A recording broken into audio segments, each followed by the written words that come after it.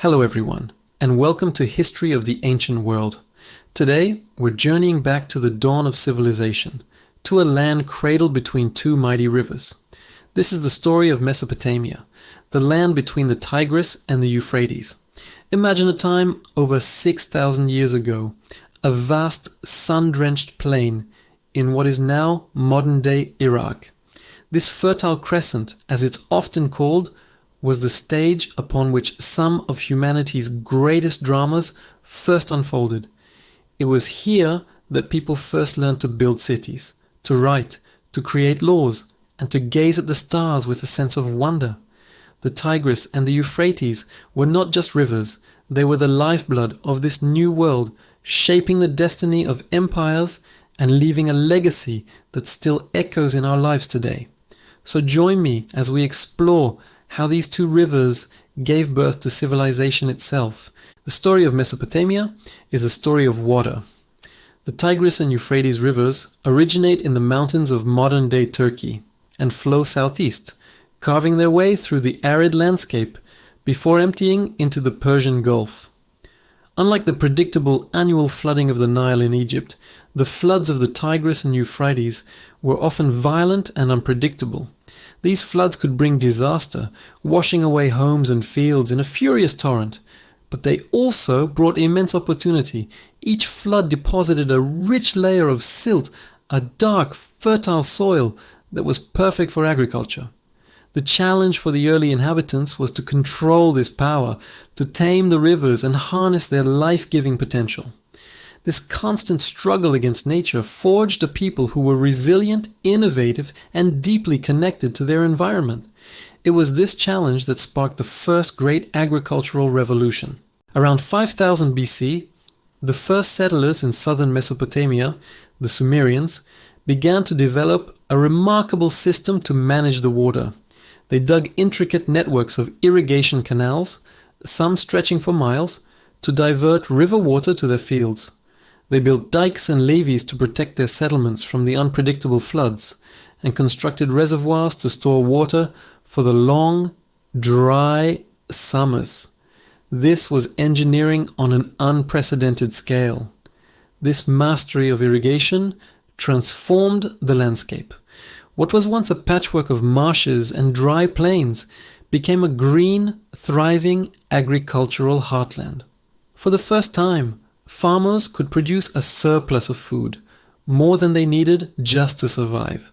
This surplus of barley, wheat, dates, and vegetables was the key that unlocked the door to civilization.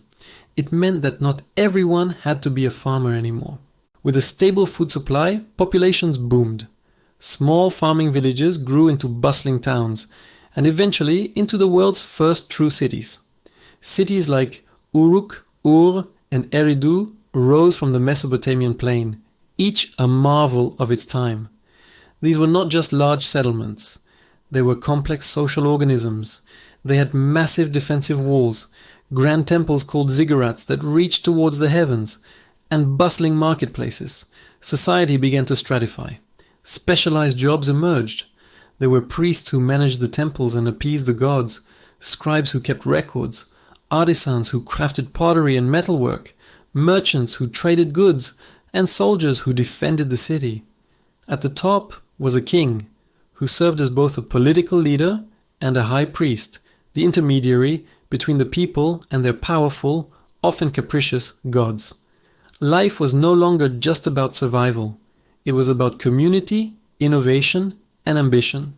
To manage these complex cities, the Sumerians needed a way to keep track of everything: grain storage, trade transactions, temple donations, and royal decrees. Their solution was one of the most significant inventions in human history: writing. Around 3200 BC, they developed a system of wedge-shaped marks pressed into wet clay tablets. We call this script cuneiform. Initially, it was a simple pictographic system where a symbol represented an object. But over time it evolved into a sophisticated script that could represent sounds and abstract ideas. The invention of writing was revolutionary.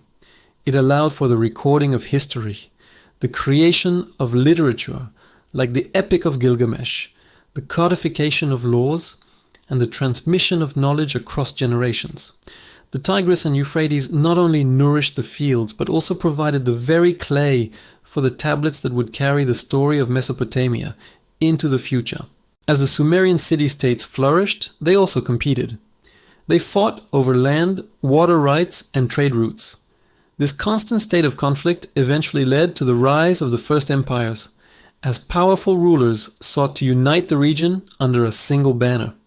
Around 2334 BC, Sargon of Akkad, a man of humble origins, conquered the Sumerian city-states and created the Akkadian Empire, the world's first true empire. He standardized weights and measures and established a postal system, further unifying the land between the rivers. The Akkadian Empire was relatively short-lived, but it set a new precedent. The dream of a unified Mesopotamia would inspire conquerors for centuries to come. The cycle of rise and fall had begun, a rhythm that would define Mesopotamian history, with each new power building upon the foundations laid by the last. After the fall of Akkad, the city-states briefly regained their independence before a new power emerged from the city of Babylon.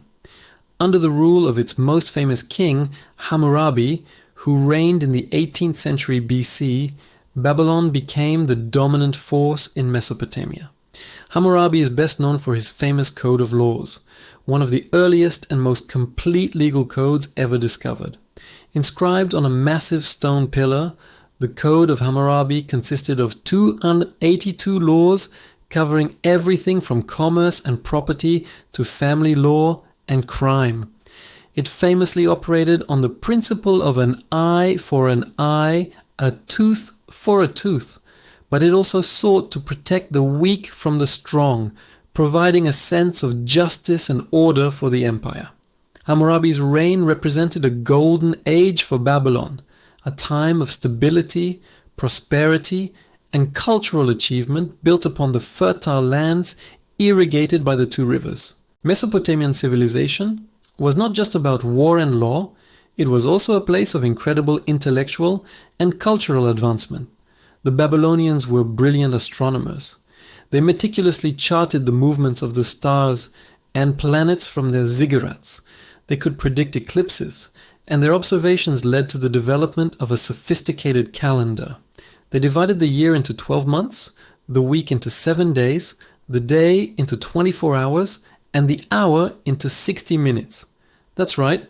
The way we measure time today has its roots in ancient Mesopotamia.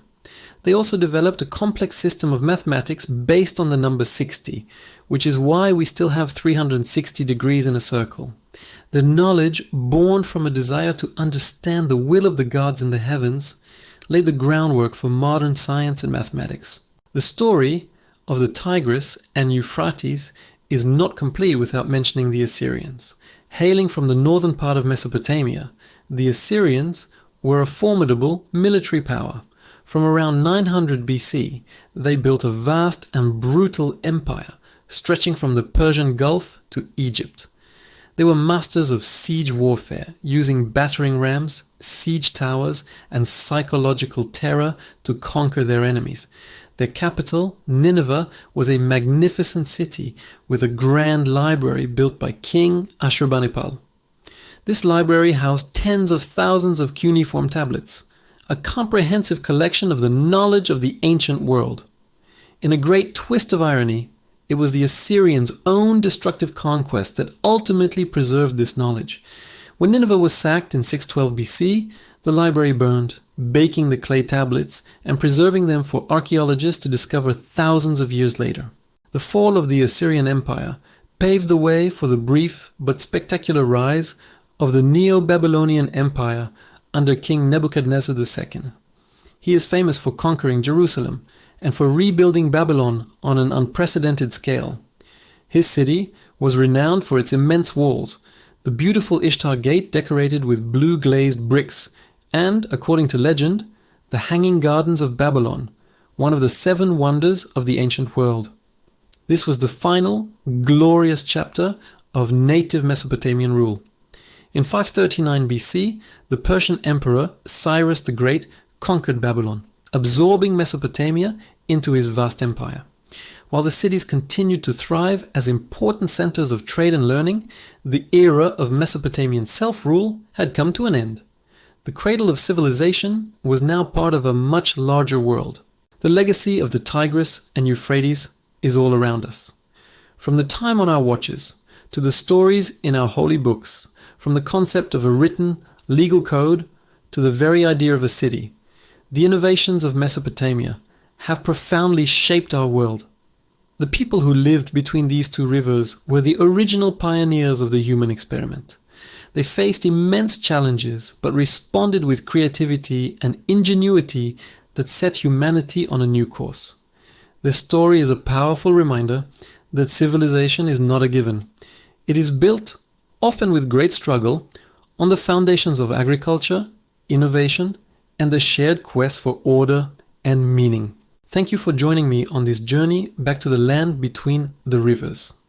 It's a testament to how geography can shape history, and how two rivers in the desert could give rise to a world of firsts. If you enjoyed this exploration of ancient history, please like this video, subscribe to the channel, and hit the notification bell so you don't miss our next adventure into the past. Thanks for watching, and see you next time.